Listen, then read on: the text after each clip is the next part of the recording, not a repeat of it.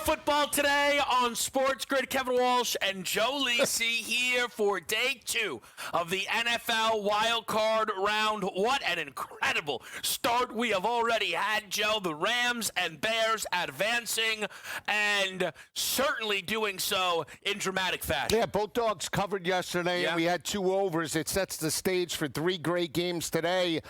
First game, we saw Carolina push one of the teams that a lot of people thought would win the NFC and the LA Rams. They struggled, went right down to the wire, and Green Bay looked like they were locked and loaded for round number 2. But, Matt LaFleur, no killer instinct. Street Ball Williams in Chicago steals it. The Cardiac Kids come back.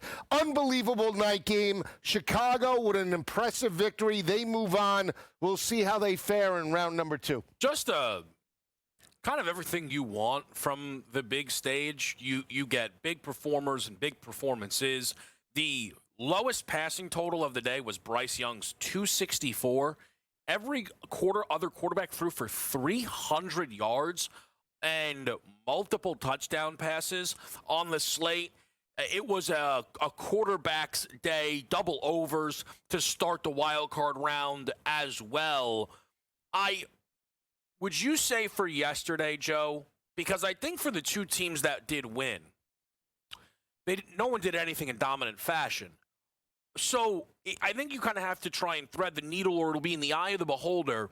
How much was yesterday impressive / encouraging, and how much did we see maybe warning signs, cautious signs for the Rams and Bears moving forward? Well, I think the one cautious warning sign is the LA Rams defense. I mean, this was looked at as a dominant top 10 unit, and then now you look at the last month and a half of the regular season, and yes, they've won games, but they've been exposed by multiple teams now. Detroit, Seattle, Carolina, whose offense was been hot and cold every other week, and Bryce Young couldn't get it going heading into this matchup. He throws for one of his better performances, and Jalen Coker with an impressive 100-yard performance as well, really abused that secondary. So when you look at big picture for the LA Rams, I do have concerns on the defensive side of the ball. It's no longer, hey, this defense is going to keep you in games. They're going to obviously shut down more explosive offenses, and Matt Stafford and that offense can cook. They are now vulnerable against some of the better teams in the conference. And on the flip side for Chicago, you know, it didn't start the way you would have liked, but we've seen it time and time again throughout the regular season with Caleb and Ben Johnson. This team has an identity. They believe in themselves. They overcome adversity, not just one time, Kev. They're going to give you now 150% for 4 quarters, and that really is a testament to what Ben Johnson has built there. I mean, that team last night could have went out and died when they were down 21-3. They come out. The defense turns it around, and Street Ball Williams, I've taken him from you. I've taken all him. You. It's all me because I don't know if he'll beat the Eagles if they win today. But this team is playing with momentum, and he now has showcased why he was the number 1 overall pick in the draft last year. We will get more into each of these games, but it is not overstating to call the efforts yesterday from Caleb and the Bears Mahomesian, Chiefs-esque. Especially you think about that Mahomes game against the Texans, which started kind of that incredible run for the Chiefs in a really interesting capacity, and it felt similar yesterday watching the Bears. We started the postseason with 2 NFC games. We will close out the opening round of the NFC in Philadelphia, as you mentioned, with a line, Joe, that is nearly doubled from open Eagles-Niners. It is doubled because, I guess, a number of factors, really. Some, the health. There's a gap there. We'll talk to the Pro Football Doc, Dr. David Chow, get his insight on all 3 of these games today. I think we're going to see Trent Williams play, probably not at 100%. Similar for Lane Johnson, no Ricky Pearsall.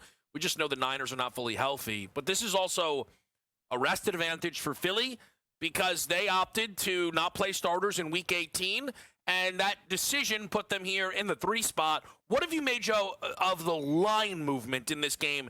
Philly up to a 6.5 in some spots. Well, I think it's the right movement. Again, I'm a little shocked at how much it has moved for a playoff game, and knowing that San Francisco, I believe, in the regular season just a couple of years ago, went in there, obviously much healthier, different type of team, and got a dominant road win over Philly in the Link. But we talk about perception. We talk about teams being prepared. We thought Green Bay was prepared, or that was the perception. Yeah. Jordan Love rested, Josh Jacobs rested, and they only showed that for a half, and they got exposed in the second half by Chicago. Oh, L.A., once the playoff starts, this team is going to kick it into high gear. They're a contender. Well, not really. This is, and they are, Philly, the defending Super Bowl champs. And we talk about kicking it up a notch. Yeah. That's what I expect out of this club. And you saw that over the last month and a half of the regular season, where once they lost that Friday night game to Chicago, that Black Friday game, from that point on, they have buckled it up. They've been more dialed in offensively and defensively. They're running the football much more consistently. We saw Jalen Hurts dialed in, A.J. Brown not talking. So I expect the best effort and the best, I want to say, showcase out of the Eagles today, meaning you're going to get their A-plus effort at home against a team that I think they respect, but is also vulnerable, I believe, in the defensive front due to the injuries. Yeah, I think for Philadelphia, they are. The interesting element is the loss to the Commanders, putting them into the 3 seed, has given them, by the spread, an easier matchup. They would not be this big of a favorite had they been playing the Green Bay Packers in round number 1. A win, though, would send them on the road to Chicago, which is certainly a different result if you are the 2 seed. You're guaranteed multiple home games.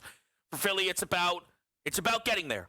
And I think it's very interesting that in what has been described as a wide-open season by myself and just about everybody, what if the defending champs just go on a run again? Because they are the team right now that feels like they have the pedigree. The team on the AFC that feels like they have the pedigree is Buffalo, because Josh Allen and the Buffalo Bills, relative to the field, have been here quite a lot. And the teams that usually Buffalo is going up against, Kansas City, Baltimore, Cincinnati, not here. So there's a lot of pressure, Joe. Whether people have already tried to kind of cover for this, it's not going to change the reality. There's a lot of pressure on the Buffalo Bills, not just to win on the road today against the Jacksonville Jaguars, but go on a run here in the AFC playoffs. Yeah, and I think when you look at it, obviously they lose to the Eagles, right, in that game right before the dominating win over the New York Jets, but have they been playing their best football? I think that's the when you look at, okay, everything is there for the taking out of Josh Allen and the Buffalo Bills due to the inexperience like Drake May, Justin Herbert, and some of the others that are in the AFC that haven't won playoff games. You say, yeah, advantage Buffalo Bills, but when you look at the team as a whole, there's still a lot of question marks. Outside of James Cook and the rushing attack, there really isn't a pure passing attack or a go-to guy outside of maybe Shakir and the tight ends, and that's going to be a cause of concern. Maybe they get through. I don't think they do, but maybe they get through Jacksonville today. As you step up in competition in the AFC, you're going to need to see that passing attack take over, and that's the concern I have out of the Buffalo group this year is that Keon Coleman, Gabe Davis, Josh Palmer that's down. They're all pedestrian wide receivers, and I think with this group and this field, it's going to put a lot more pressure on Josh Allen to take games over, and that's really a cause of concern where in years past, I felt like they were a little bit more explosive than they are this year. Tonight, you will get the New England Patriots and the Los Angeles Chargers, a matchup between potentially the quarterback who will finish second overall in MVP in Drake May, and a quarterback that is discussed like he's finished second overall many times in MVP in Justin Herbert, who might need actually, more than a win, a good performance more than any quarterback in this entire field. We will turn the clock back just a little bit. Packers-Bears. How did it happen and what happens next? We'll tell you after the break.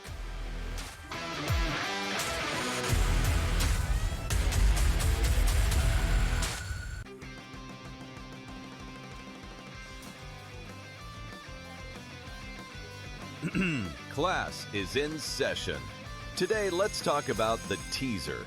A teaser is a multi-leg bet where you shift the point spread in your favor.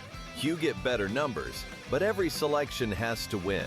It doesn't matter what you bet if you don't have the insights. Tune into SportsGrid and get ahead of the class. They have one more win than Chicago, and they literally beat Chicago in Week 17, and yet the Niners are on the road and the Bears are at home. Why? Because of an outdated rule that says, well, winning your division is the holy grail. Rewarding an 8-win division winner with a home playoff game is like giving the corner office to the guy who won the office fantasy pool instead of the guy who actually closed the accounts all year. The Early Line, only on SportsGrid. Maybe the fact was that the kicker just blew a 44-yard field goal. Now, by the way, I feel horrible for this kid, Tyler Loop, who made every single field goal this season 44 yards or less. But the extra point that was missed just before that by Chris Boswell was the only extra point that he missed all season long. So did they bless that same holy water when Boswell missed the extra point? Come on, guys. Let's get it. Newswire, only on SportsGrid. It's going to open up Pandora's box, but I will say this. I do believe players that sign now, like Najee, should not be eligible now, but should have to sit out and come back in next year. It's just a slippery slope. And I agree with people like Tom Izzo. I don't like it at all. College basketball today, only on SportsGrid.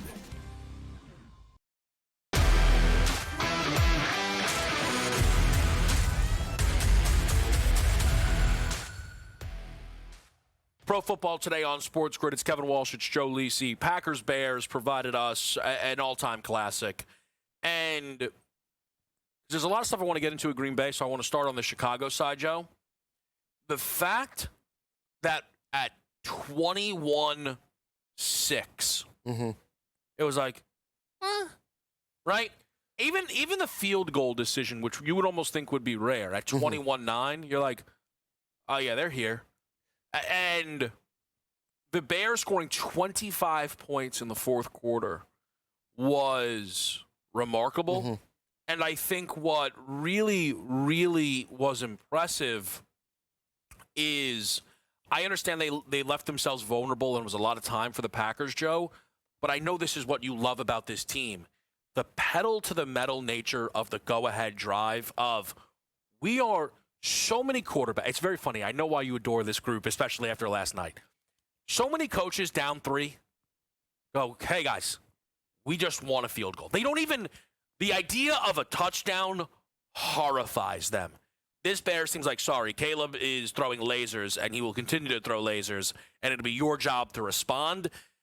It is a – that result confirms everything about this Bears franchise that they will now believe for the next decade plus – this coach-quarterback combination will be a force to be reckoned with within the NFC. Absolutely. And I think I've done a pretty good job in being objective about the quarterbacks. And when I see an offense starting to come into form, I love it because you see the ability to stress a defense on every single level. They have wideouts that can stretch. DJ Moore, a Dunze. They have Luther Burden, a slot guy that could just take the top off the opposing defense. You have DeAndre Swift catching the football out of the backfield. Loveland all of a sudden looks like Brock Bowers / Travis Kelce in his prime. And the ability for Caleb Williams now to be poised in the pocket, to not just break contain, keep his eyes downfield, and not just complete passes, Kev, to complete passes vertically, not just on the sidelines in the flat,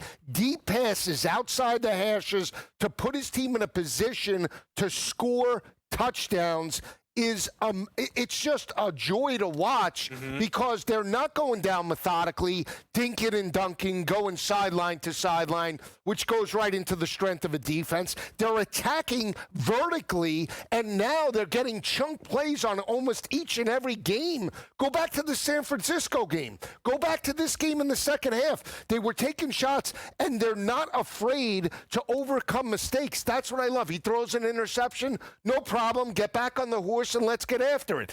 And some of the interceptions, that one that people were complaining about, that was like a punt on a 4th and 3 with a kid. Yeah. But I'm just saying. So there are certain things about the offense that you say, hey, there's still a work in progress. He's still a raw quarterback. But what I see from year number 1 to year number 2 is you're absolutely right. He's gotten and he understands the offense. He's comfortable. The offensive line protected him in the second half, and he knows exactly where he wants to go with the football, where he knows Loveland is breaking down. DJ Moore, that shows that he's understanding the philosophy in the passing tree. Year number 3 is going to be quite impressive for Caleb Williams. So, again, all the good things. With that said, this is ridiculous. The fact that they are constantly buried in these holes. They are begging to not just be beat, but destroyed in a football game. And just, again, it's not a guarantee. We'll break the game down. Right. Chalk holds, and they play Philly next week. Different game. I don't know what they're going to do, though, Joe, because you would think off of this, hey, we have to come out firing. Trust Caleb, throw it all over. But when they played Philly, they ran all over Philly. So I'm very curious what their approach will be. Now, put a pin in the Bears. The Green Bay Packers were up 21-3 against a heated rival and 27-16 with less than 5 minutes to go. They are the 7th seed every single year since Rodgers left. LaFleur is a big question mark because the contract isn't done, so he's going to need a new one.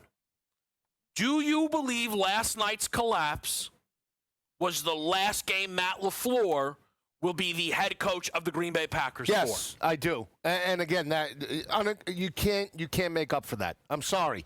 Again, we talk about the killer instinct. We talk about Matt LaFleur. You have a $55 million quarterback. To not really have that killer instinct when you're up 21-3 and people will say, well, the defense gave up. No.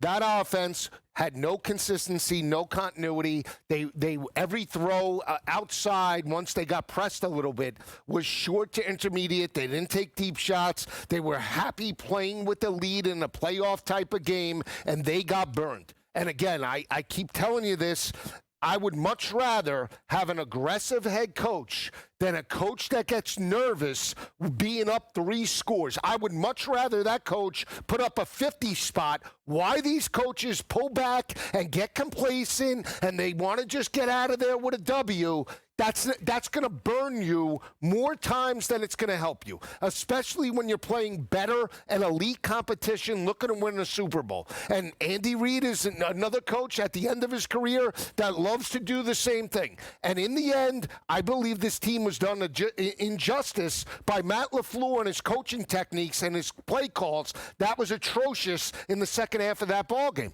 In their first 4 drives, they picked up 1 first down. Here is why. In the second half. In the second half, yeah. Yes, in the second half. If you look right now on the prediction markets, coaches, to be fired basically before September, now that the regular season, things are trending towards people believing LaFleur will be fired. The reason I am starting to believe he is going to be out of Green Bay is the conversations between LaFleur and the Packers is going to be money. I think LaFleur is going to ask for top dollar, which they would have given him if they won this game. But now that they didn't, I don't think they're going to want to. And you have teams like the Atlanta Falcons, Tennessee Titans, who will pay LaFleur as one of the 3 or 4 highest paid coaches in football because they would be ecstatic to be in their shoes yesterday. So I think it's I don't know if Green Bay is going to be super comfortable about what's next, but I don't know if they can go and make LaFleur a top 5 paid coach after yesterday's disaster. No, you can't. And again, that just shows you first 4 drives in the second half, he didn't adjust. He just went status quo. And again, we talk about game, working from the get-go. Yeah. The script worked in the first half, but when you had to adjust, you couldn't do it. Not an elite head coach. Let's talk about the Rams and the Panthers next on SportsGrid.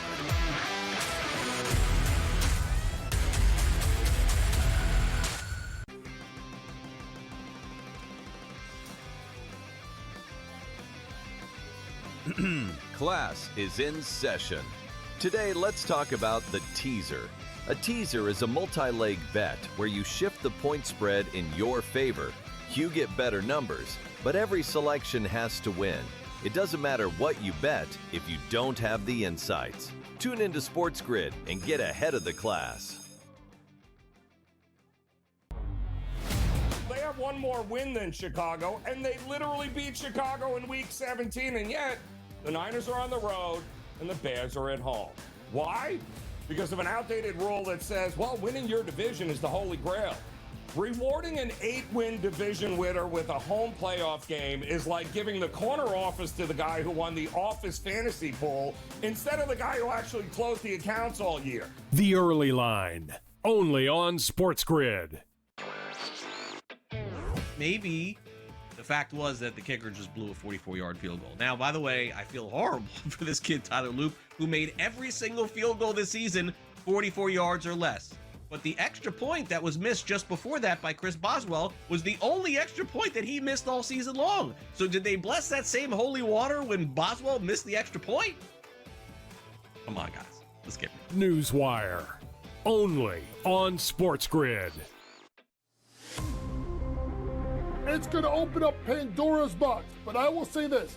I do believe players that sign now, like Najee, should not be eligible now, but should have to sit out and come back in next year.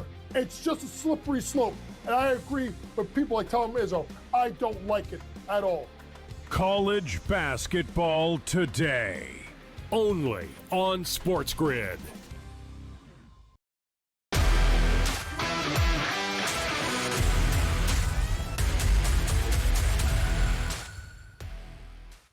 Who would have thought a game with 65 total points where a 10.5 near Super Bowl favorite almost is upset would have been overshadowed by the night game? But that is how good of a start we were given to the wild card round. 34-31, the Rams win, a late Colby Parkinson touchdown, the difference in this football game. Bryce Young and the Panthers gave it their all, Joe. I do not know if that is... I don't know how loud we're supposed to sing that song and be proud, but they certainly did. They weren't given a chance by many. What was your biggest takeaway from Rams-Panthers? Again, I wasn't impressed with Carolina, and I know they went toe-to-toe. They had the lead, but again, it just goes back to I don't put the Rams on elite status, and that's the biggest thing. And maybe their offense could go toe-to-toe with anybody when you give Stafford time, but again, their defense now has been exposed, and they're not elite. And that's the bottom line. I think that in a playoff environment against an elite offense or a Super Bowl caliber offense, they could be exposed, and they're going to lose a game. And I think when you look at Carolina as a whole, it's great that they made the playoffs. They didn't win to get in there. They backdoored it and got in because of the Atlanta victory. But it's a good stepping stone for Canales and the organization. They didn't play well. They made defensive errors. They offensively, again, Bryce Young, and I know he threw for 264, but he makes some really dumb mistakes and really stupid plays and can't buy in that he's in the league longer than Caleb Williams, and he's still not getting it right. He can't even at times throw a 5-yard out. And that's what is so frustrating when you say, okay, he's done enough to be the face of the franchise moving forward, or at least next year. But I don't have the utmost confidence saying, wow, Bryce Young could lead this team to 10, 11 wins next year. Right. I just don't feel confident. At times, I watch his play, and I'm baffled that, one time he could hit Coker on a frozen rope, but they're far and few between when he can't hit a 5-yard out to Tremble or Rico Dowdle coming in the flat. And then you say to yourself, he's missing wide open guys with his reads and progressions. So, it's great for Canales in year number 2. But again, I think it was more just the Rams being maybe coming back to earth, that this isn't an elite football team. Yeah, I think, Joe, that there are two sides of those coins. And the Carolina one is certainly interesting about how they are going to move forward. But how many times are the Los Angeles Rams going to let everybody know that they are not in a class of their own. Well, and everybody. people ignore it. Yeah, well, people. But it's been going on it's all the year. best team in the history of the NFL. I mean, 40-plus touchdowns. Yeah. Devontae Adams, Devontae Adams got rocked yesterday, too. Yeah, at the, he did. I'll tell Attention you- getter. Can I? This isn't it's not a major story, but from a betting perspective, it might be. I could not believe that inside the 5, they ran a Puka touchdown play. I know it ended up being a rushing touchdown. Obviously, that's just a little wonky and whatnot. But I was legitimately stunned that they did not run the Devontae Adams 5 yards, little fade ball. From a betting perspective, Joe, despite Puka Nacua being Puka Nacua, Devontae Adams had a much higher anytime touchdown price. That's just a early think next week. I think Devontae could very well get in the end zone. I am not, by the way, by any stretch of the imagination, trying to suggest that this team, being the Los Angeles Rams, can't go on a run. It's just you're a 10.5-point. We'll see how the numbers move throughout the week. They may go into Seattle booked as favorites. The thing is, I kind of like them, but they still might go get booked as favorites there, Joe. Yeah, I mean, I don't think so, but we'll see. I mean, it's back-to-back road games, so I mean that's going to be a problem. I mean, you know what I mean. That defense, they're going to bring it, and obviously both teams know each other. But I'm not impressed. Yes, is Stafford great? Yes, Stafford is fantastic. Is Puka, yes. And Devontae Adams, yes. Dynamic 1-2 combo, absolutely. Am I anointing this team as the best team like Jerry Rice, Montana, and Taylor? No. And so when I look at this team, yeah, they're good. Okay, great.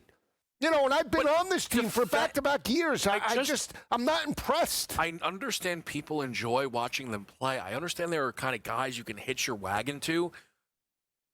They have not, I swear. Are you impressed by them? It's relative, Joe. They massacred the Bucs on a Sunday night game. And clearly nobody missed that game. And then the first half against Seattle, and I understand it was a fluky comeback by Seattle, but it still happened. And we act like it did. And then they lost to Atlanta and looked weird against Arizona. And Detroit put up a ton of yards on them. Let's stay in the NFC. We're going to finalize that bracket after today's Eagles-Niners game. That's next, right here on SportsGrid.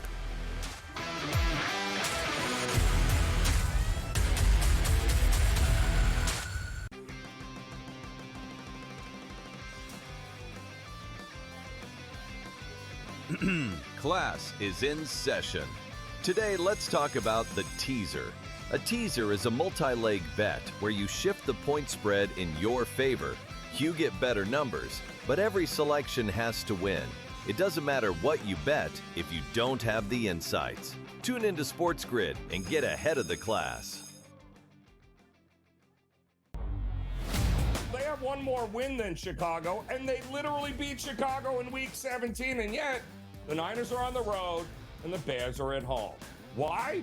Because of an outdated rule that says, winning your division is the holy grail. Rewarding an 8-win division winner with a home playoff game is like giving the corner office to the guy who won the office fantasy pool instead of the guy who actually closed the accounts all year. The Early Line, only on SportsGrid. Maybe the fact was that the kicker just blew a 44-yard field goal. Now, by the way, I feel horrible for this kid, Tyler Loop, who made every single field goal this season 44 yards or less. But the extra point that was missed just before that by Chris Boswell was the only extra point that he missed all season long. So did they bless that same holy water when Boswell missed the extra point? Come on, guys. Let's get it. Newswire, only on SportsGrid. It's going to open up Pandora's box. But I will say this. I do believe players that sign now, like Najee, should not be eligible now, but should have to sit out and come back in next year. It's just a slippery slope. And I agree with people like Tom Izzo. I don't like it at all. College basketball today, only on SportsGrid.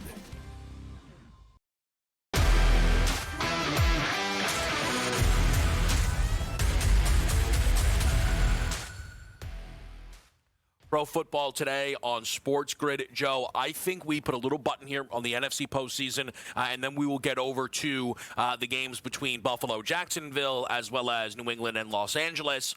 So just from a bracket perspective, because I don't know about like if you have or people in your life who every year kind of, hey, how does it work? Like they reseed? Is it a bracket? If the Eagles win, they are going to Chicago. If the Niners win, they are going to Seattle. That is how that bracket shakes out. We'll see, of course, how this all plays here today. This is such a fascinating football game because you have the defending Super Bowl champions booked as 6-point favorites against the San Francisco 49ers. And situationally, everything about this, Joe, suggests Philly is here to get the job done and will get the job done.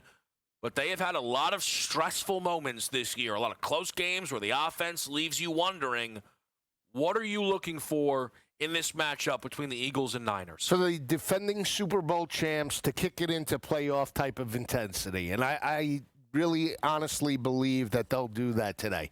I believe in Jalen Hurts. I believe in Saquon Barkley. I know the rushing attack hasn't been as consistent as everyone would have liked this year. Certainly not as dominant as they were last year with the 2,000-yard performance out of Saquon and just an MVP-esque type of season.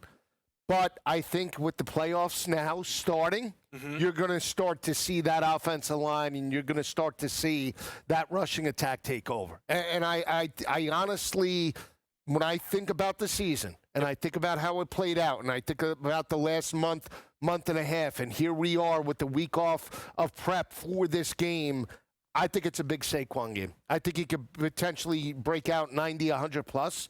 His number 79.5. I expect them to run at will on a very undermanned front seven of San Francisco. And I think when you look at San Francisco, yeah, they could put up points and they can obviously stress a defense, but it's all predicated on Christian McCaffrey and it's all predicated as well on them running the football to some success. And I think that's the matchup where they're gonna struggle today. I think Jalen Carter and that front seven are gonna buckle up. Yeah. I think they're gonna force Brock Purdy into long third down situations, a la the way Seattle did in that last regular season win. And I think they batter him today. I really do. I don't know. You know me with totals. I don't know if I can get there on the total side just because I don't know what we're gonna get out of San Francisco. But I do feel Philly is good for at least a 24 spot today, 27. So this is a very interesting spot. I have, people probably expect certain things from me when the Eagles games come up. Okay. But I think you and I know that usually it is you who will be like, the Eagles are going to slaughter this team. And I'm like, This feels like a spot where the Eagles should maul the San Francisco 49ers. And just about every single thing that when you break this game down pushes that direction. The Eagles have looked like, I would say, the best defense in football, no worse than third best defense in football since the bye week acquiring Jalen Phillips. They offensively leave a lot of people wondering, how is it going to look? Except that was the case last year. I know Saquon had a much different season, but people enter the postseason saying, can the Eagles score enough to win a Super Bowl? And then literally scored the single most points by a team in a single postseason run.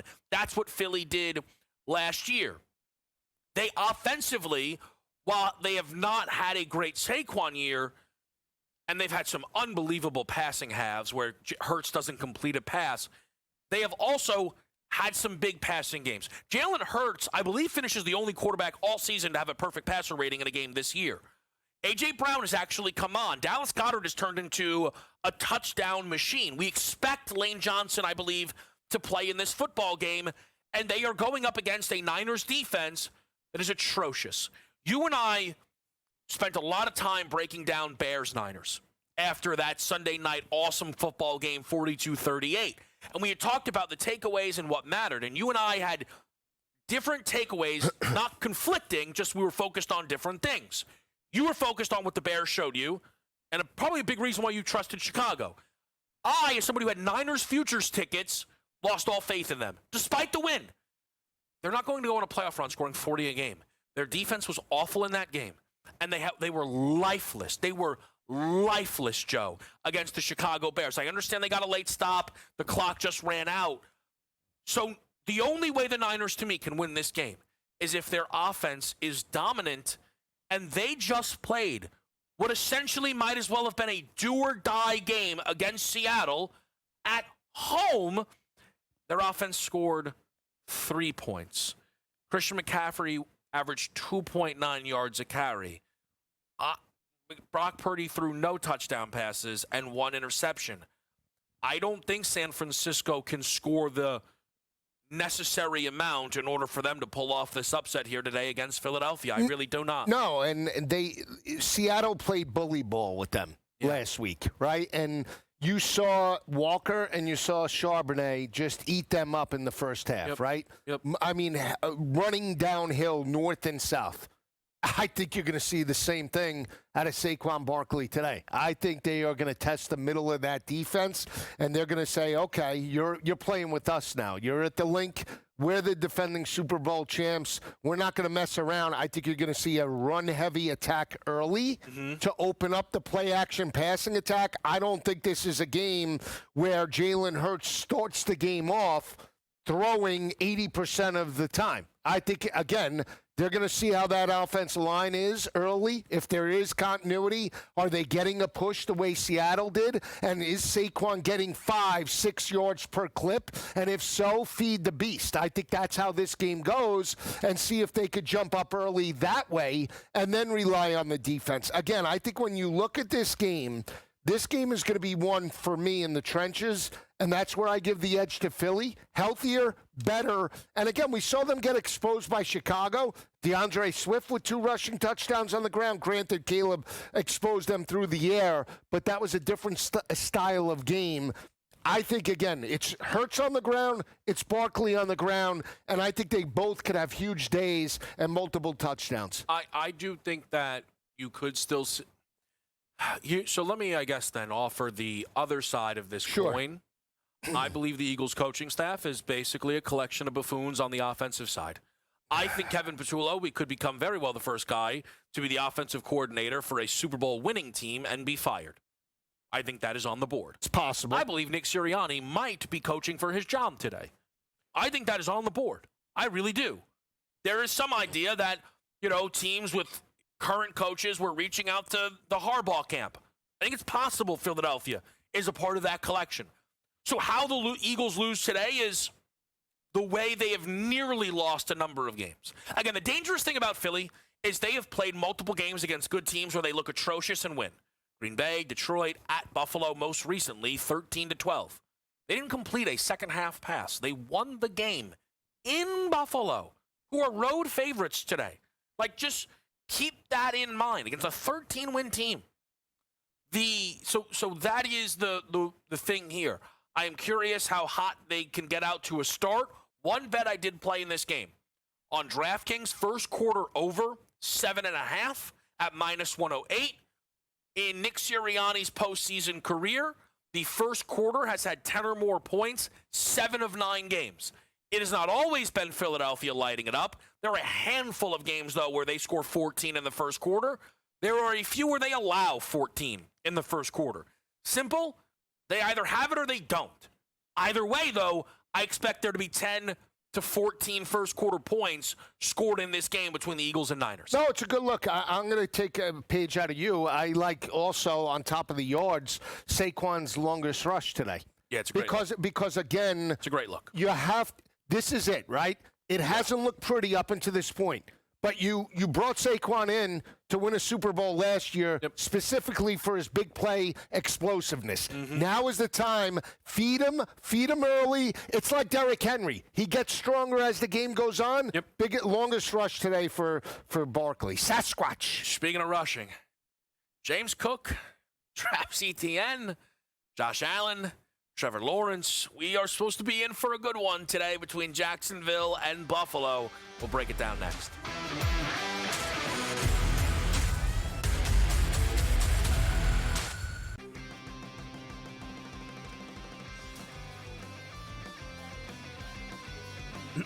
Class is in session. Today, let's talk about the teaser. A teaser is a multi-leg bet where you shift the point spread in your favor. You get better numbers, but every selection has to win. It doesn't matter what you bet if you don't have the insights. Tune into SportsGrid and get ahead of the class. They have one more win than Chicago, and they literally beat Chicago in Week 17, and yet the Niners are on the road and the Bears are at home. Why? Because of an outdated rule that says, well, winning your division is the holy grail. Rewarding an 8-win division winner with a home playoff game is like giving the corner office to the guy who won the office fantasy pool instead of the guy who actually closed the accounts all year. The Early Line, only on SportsGrid. Maybe the fact was that the kicker just blew a 44-yard field goal. Now, by the way, I feel horrible for this kid, Tyler Loop, who made every single field goal this season 44 yards or less. But the extra point that was missed just before that by Chris Boswell was the only extra point that he missed all season long. So did they bless that same holy water when Boswell missed the extra point? Come on, guys. Let's get it. Newswire, only on SportsGrid. It's going to open up Pandora's box. But I will say this. I do believe players that sign now, like Najee, should not be eligible now, but should have to sit out and come back in next year. It's just a slippery slope. And I agree with people like Tom Izzo. I don't like it at all. College basketball today, only on SportsGrid.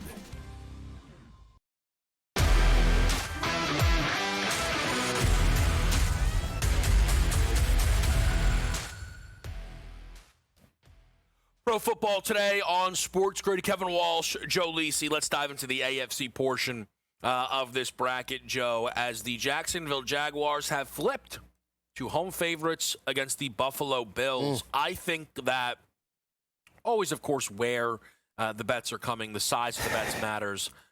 I think some of it's the injury report. We did just get the inactives for this game solidified. The Jaguars today, I don't know, the most notable thing is De'Ami Brown is a healthy scratch. The Bills are injured. Still no Ed Oliver. Maxwell Harrison and Terrell Bernard missed this game. Ty Johnson is out. There's an angle we can talk about with that reality. I'll just come out and say it. For weeks now, just kind of potential matchups, potential brackets, I thought Jacksonville was a bad one for Buffalo. I think they have the ability to score with this team.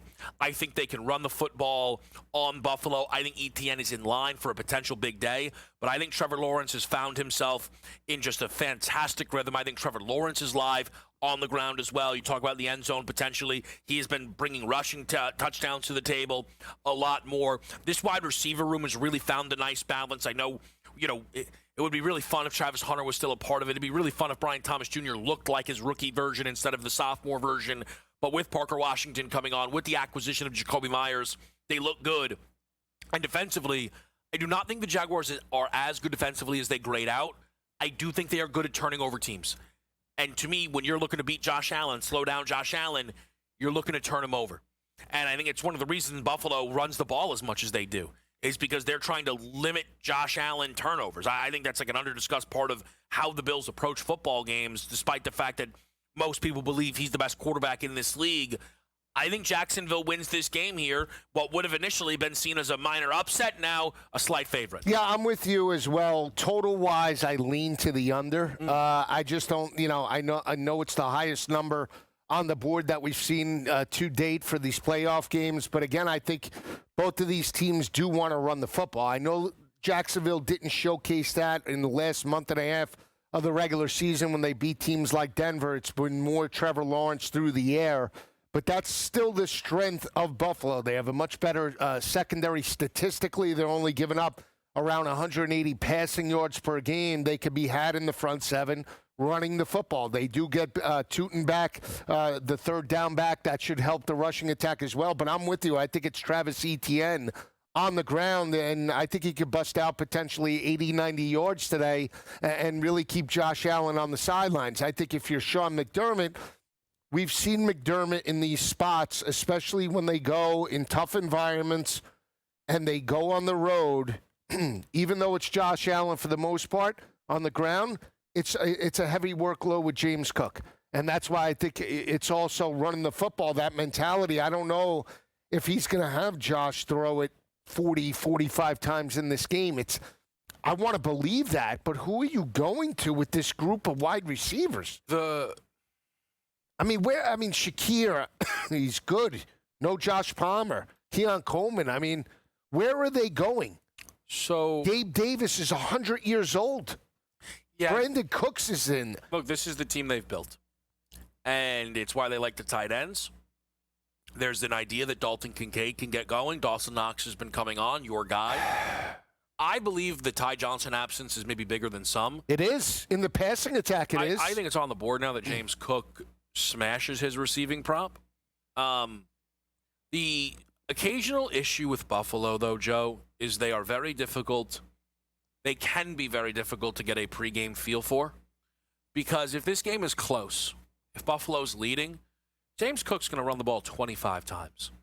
And despite the fact that Josh is Josh, they are very happy to do that. So last year when they beat the Baltimore Ravens, right? That was the big win that they got. Josh threw the ball 22 times for 127 yards. And it's like, wait, they won a game where Josh did that? Look, he had 2 rushing touchdowns, but the point is they are very happy to run it. You know, it's something that they trust, right? The interesting thing, though, is this is not a team accustomed to going on the road this early in the postseason. If you go through and you look recent Buffalo Bills postseason history, the only time they go on the road is to play Kansas City. They also lose all those games. Josh Allen does not have a road postseason victory to his name. I'm not saying he's incapable of doing it. He's not played a lot of games. But it's also maybe not a coincidence that every single time we find these games between Kansas City to be very close, Kansas City gets the edge. Perhaps it's just the balance of not being in your own stadium. And look, we all know Buffalo would be a real favorite in this game if they were at home, right? If this was in Orchard Park. It's not. I think that matters. I really do. Can I ask you this, though? Yeah, you can ask me anything. Here's where this game really, so 51.5 you lean under. But the reality, Joe, is what? We're still supposed to get at least, 5-6 touchdowns in this game? Yeah. Total?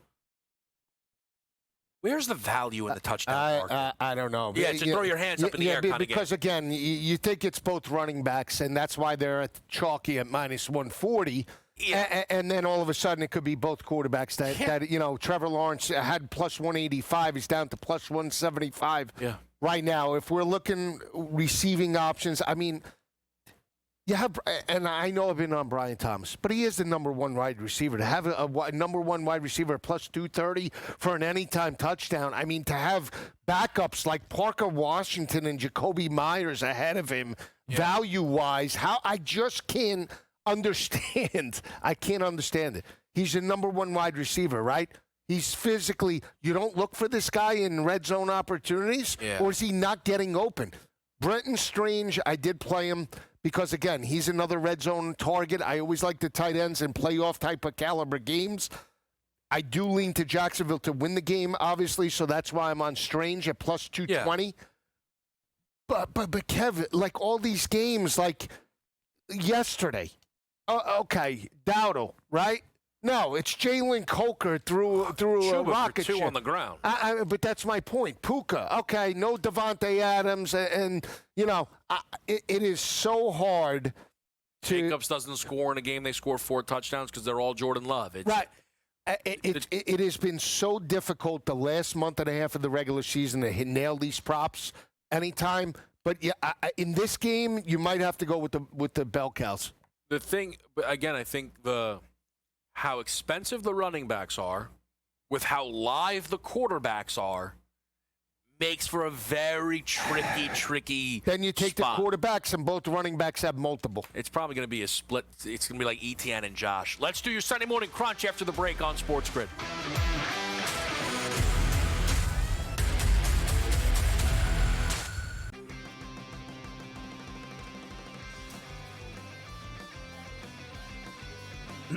Class is in session. Today, let's talk about the teaser. A teaser is a multi-leg bet where you shift the point spread in your favor. You get better numbers, but every selection has to win. It doesn't matter what you bet if you don't have the insights. Tune into SportsGrid and get ahead of the class. They have one more win than Chicago, and they literally beat Chicago in Week 17, and yet the Niners are on the road and the Bears are at home. Why? Because of an outdated rule that says, well, winning your division is the holy grail.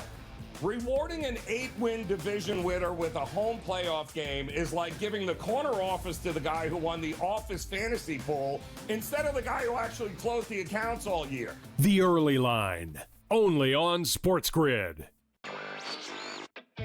Maybe the fact was that the kicker just blew a 44-yard field goal. Now, by the way, I feel horrible for this kid, Tyler Loop, who made every single field goal this season 44 yards or less.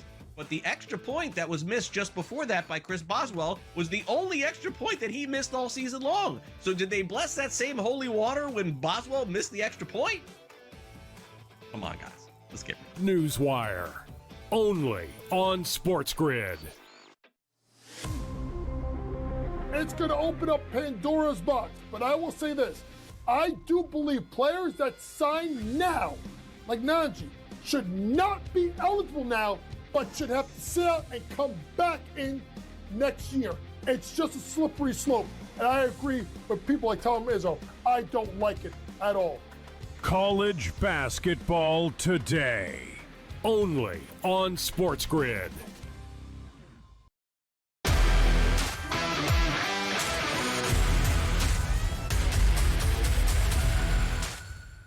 Folks, are we ready? Are we excited? We're going to crunch it up. We will touch a little bit on your night game. We're going to hit that at the top of the hour. Chargers, Patriots in full, don't worry. But some of these games are going to, we'll get the props market going here a little bit. I'm very excited. Joe has a couple of under the hats that I didn't really realize about. We'll get to them in a moment. But first, folks, just want to bring it in. Get ready. It's your Sunday morning crunch.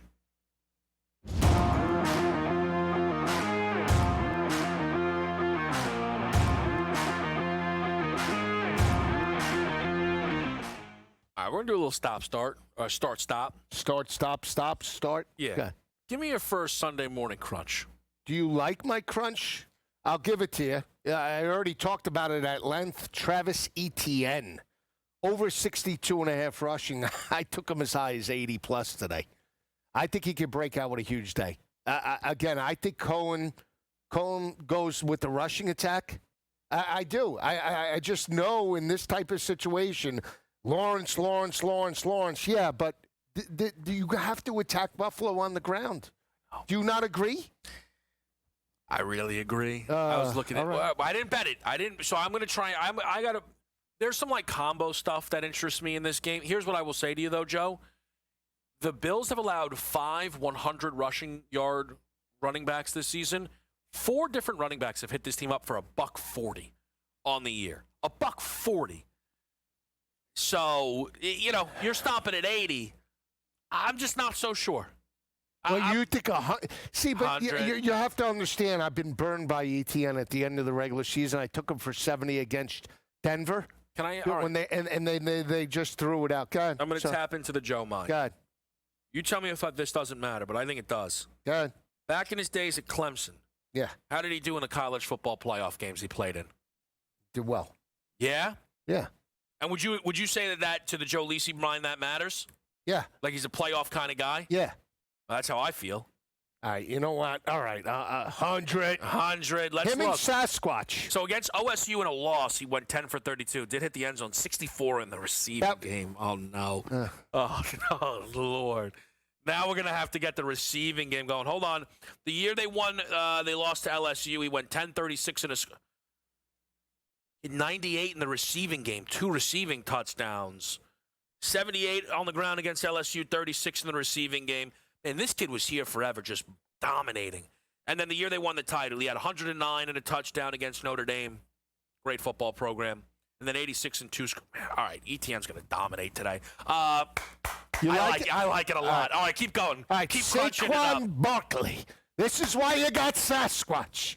Not 79, not 80, not 90. We're taking him straight to 100 plus. Yep. I think he could get 2+ touchdowns. I think he could get a 70-yard run just to cap the scoring, to start it right off on the right foot. How about that? Everybody looking at McCaffrey. Sasquatch Barkley. Go. Over the 79.5. And then this is an easy one for me. Keenan Allen, I like Ladd to score tonight, so I'm with you. I like the Chargers in the game. Yeah. But Keenan Allen is the veteran of that group, and Justin Herbert likes him on the road. Look, 33.5 is light. I mean, come on. Yeah. How does he not get there? I mean, he's Never seen him not get there. I tell you that. 50 plus. Sure, 100. Listen, you do what you got to do. Do you like the crunch today? I do. I think you're on it. It feels like you're postseason ready. You know what I mean? I am. The jacket's ready. You got a lot of buttons on that jacket. Double-breasted. Took the over on buttons. First one. You're making me hungry, by the way. The first one, I couldn't get Lisi to bet with your money. Matt Prater under 1.5 field goals. First of all, this doesn't project to be a game full of kicking. He's not healthy. He hasn't attempted a 40-yard field goal since the Texans game, which was, I think, maybe before Thanksgiving. Why is he on the roster then? I don't really know. I think he's there in case they need extra points and really short field goals. They can't scrape somebody. They had someone on the practice squad. They decided to stick with the postseason veteran. I think Prater's there for vibes and not much else, all right? We like him under the 1.5 field goals made. Hurts over the 1.5 passing touchdowns. The Eagles have primarily scored through the air. It's basically since the week 7, this team has been a team who scored 68% of their touchdowns passing. The Niners allow 69% of their touchdowns passing, and they've implemented short yardage passing touchdowns like Matty Stafford. We're going to expand on this one quite a lot, but I like Trevion Henderson quite a lot here, Joe. Not over 52.5, not over 82.5, not over 92.5, but over 52.5. I really like Trevion Henderson today against the LA Chargers. Yeah, he is the explosive go-to back in this type of environment where you're playing at home. You have a very above-average defense, that's going to try and take away the run. His speed, and you talk about a primetime performer. College football playoff stepped up against Texas, boy. Let me tell you that screen, unbelievable. Yeah, that was a huge moment. I mean, he can catch it. He can. But you know who really caught a lot of balls in the college football playoff, turns out? Travis Etienne. Chargers, Pats, it's next.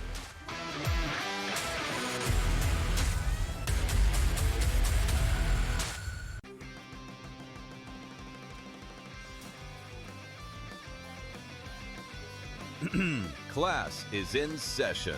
Today, let's talk about the teaser. A teaser is a multi-leg bet where you shift the point spread in your favor. You get better numbers, but every selection has to win. It doesn't matter what you bet if you don't have the insights. Tune into SportsGrid and get ahead of the class. They have one more win than Chicago, and they literally beat Chicago in Week 17, and yet the Niners are on the road and the Bears are at home. Why? Because of an outdated rule that says, well, winning your division is the holy grail. Rewarding an 8-win division winner with a home playoff game is like giving the corner office to the guy who won the office fantasy pool instead of the guy who actually closed the accounts all year. The Early Line, only on SportsGrid. Maybe the fact was that the kicker just blew a 44-yard field goal. Now, by the way, I feel horrible for this kid, Tyler Loop, who made every single field goal this season 44 yards or less. But the extra point that was missed just before that by Chris Boswell was the only extra point that he missed all season long. So did they bless that same holy water when Boswell missed the extra point? Come on, guys. Let's get it. Newswire, only on SportsGrid. It's going to open up Pandora's box. But I will say this. I do believe players that sign now, like Najee, should not be eligible now, but should have to sit out and come back in next year. It's just a slippery slope. And I agree with people like Tom Izzo. I don't like it at all. College basketball today, only on SportsGrid.